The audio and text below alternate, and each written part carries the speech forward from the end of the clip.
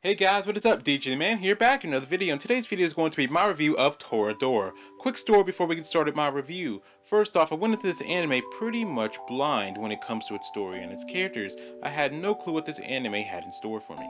Most anime, I look at a review before I watch it, just to get a general idea of what the anime is going to be about. But with this anime, I only knew that it was a pretty popular anime and that it was kind of a romance comedy drama type of anime. I also heard that it pretty much drops the rom-com aspect and becomes pretty drama heavy, which I heard some people say that they didn't like. But other than that, I had no clue what this anime how this anime was going to be going down. One quick side note and that is that this is my first drama anime. Like, I've watched other anime that have drama in them, but not one that is actually classified under the drama genre of anime. So how do I feel about this anime? Well, let's go ahead and jump into the review to find out.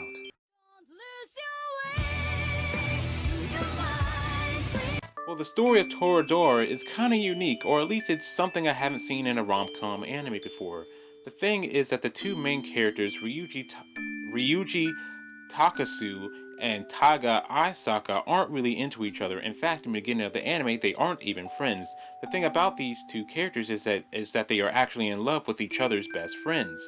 Ryuji is in love with Taga's best friend Minori, and Taga is in love with Ryuji's best friend Yusaku's Kitamori. So because of this, they decide to help each other out, by Taga helping Ryuji try to get with Minori, and Ryuji helping Taga try to get with Yusaku. Of course, things get a little more than complicated later on in the anime.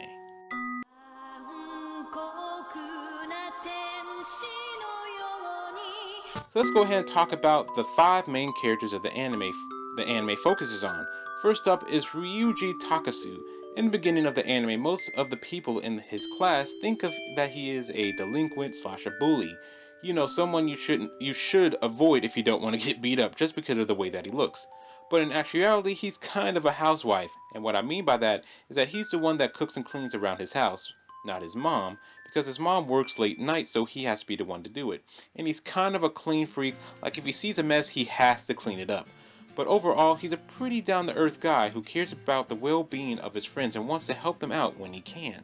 Taka is pretty much your normal tsundere character, mean on the outside but is really nice person on the inside. But I feel like she's more than just your average tsundere character, but I don't know how to explain it. Next is Minori / Minorine. She is the girl that Ryuji is into and is Taga's best friend. She is a pretty hyperactive character. She is really energetic and bubbly and sweet. She is always looking for something to occupy her time, like if she has free time, she'll get herself a part-time job. Next is Yusaku, Ryuji's best friend and the one that Taga is into, and his character is kinda hard to explain. The best way I can explain him is that he's a really nice guy, but is kind of oblivious when it comes to certain things. He just has a pretty unique personality. The last character, and the one I haven't said one word about, is Ami, and the reason being I haven't talked about her is because it's kind of a spoiler to talk about her personality, so I'll just talk about what she is. Well, she is a model, and is also Yusaku's childhood friend, who ends up transferring into the school where all the other characters go for one reason or another. So as the series goes on, she kind of starts developing feelings for Ryuji, and of course, drama ensues.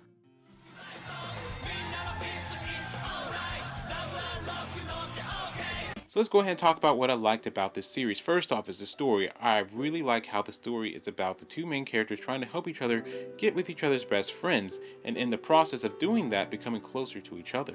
I also really like the way they handled the drama in this series, and know the anime doesn't get extremely drama heavy at the halfway point, which is episode 12/13, like most people like to say, but it happens more around episode 20, and I am completely and utterly fine with the drama in this series. It doesn't feel like they just dropped the comedic element out of nowhere and is nowhere to be found after the drama starts becoming more heavy, like people like to say. No, I feel like this anime led up to the drama very nicely, and there is still laughs to be had even after the anime starts becoming a little more drama heavy. I also really like how the animation quality goes up when a dramatic scene is happening. It can really pull you into what's happening on screen. I also really like what they did with Ami's character. Let's just say that they don't do the cliche of the childhood best friend like you would see in other anime.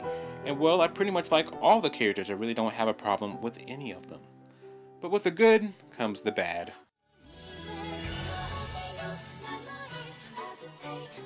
So let's go ahead and talk about what I didn't like. First off, it feels like the anime skips important scenes sometimes.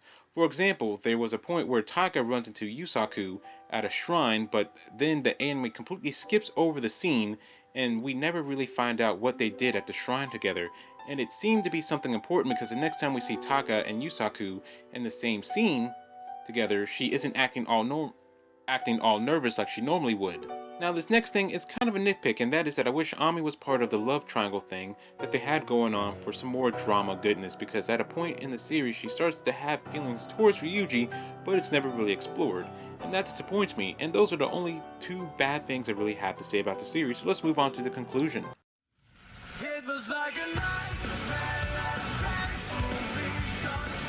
So in the end, I really enjoyed this anime, and I recommend you to go watch it. And with that, let me go ahead and tell you my ratings for this anime. First up is music, and I'll give that an 8 out of 10. It was good, but besides from one of the songs, none of them really stood out to me. Animation, I'll give a 9 out of 10. The show looks good, and I really like how the animation quality does go up when something dramatic is going on. Characters, I'll give a 10 out of 10. I had no problems with any of them. The main 5 are all special in their own way, and I enjoyed seeing each of them on screen. Enjoyment, I'll give a 9 out of 10. I really enjoyed the comedic elements, but I was surprised to find out how much I enjoyed the drama. I really wanted things to work out for all the characters. The thing that keeps it from getting a 10 is what I talked about in the bag. Story, I'll give a 10 out of 10. It was very unique in its own way, and I really enjoyed it because of that. Ending, I'll give a 9 out of 10. It was pretty satisfying. It's not exactly the way I would have wanted it to end, but it's still pretty good. So this anime ends up with a 9.2 out of 10, which I think is the highest rating that I've given an anime since I started this new rating system, which just goes to show how much I enjoyed this anime. So if you guys like this video, like the video, and if you guys like me, subscribe to me. And as always, this is DDG the Man, and I'll catch y'all next time.